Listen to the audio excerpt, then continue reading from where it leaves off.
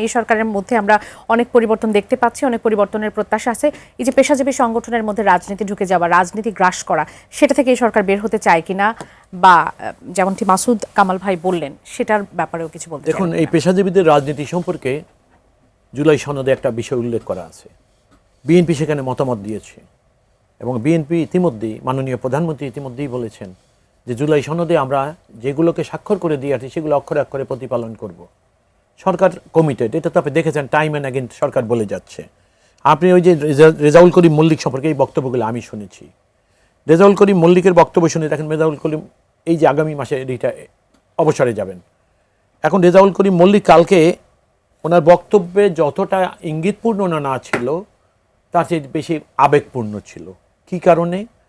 উনি সরকারি চাকরি করতে গিয়ে একটি রাজনৈতিক পরিচয় থাকার কারণে উনি নিগৃহীত হয়েছেন। চাকরি থেকে চলে যাওয়ার সময় তার মনে হয়েছে এই কথাগুলো এই মুহূর্তেই হয়তো আমার বলার সুযোগ, উনি বলে গেছেন।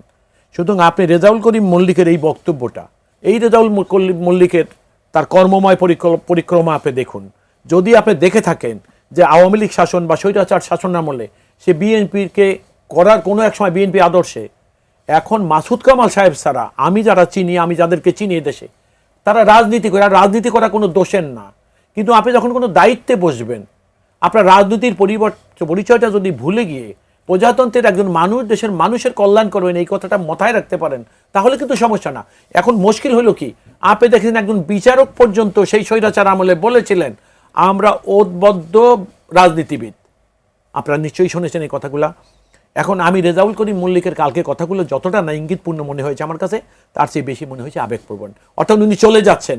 এই কথাগুলো হয়তো এই সরকার ক্ষমতায় না আসলে ওনার হয়তো এই কথাগুলো বলার কোনো সুযোগও তিনি এরকম পেতেন না। অর্থাৎ আবেগের জায়গাটা, অর্থাৎ উনি ওনার আবেগ থেকে, একজন ব্যক্তির আবেগ, আপনি যদি এটাকে মনে করেন, উনি গতকাল মাননীয় প্রধানমন্ত্রীর সামনে বক্তব্য দিয়েছে, হোম মিনিস্টার ছিলেন, আইজিপি ছিলেন।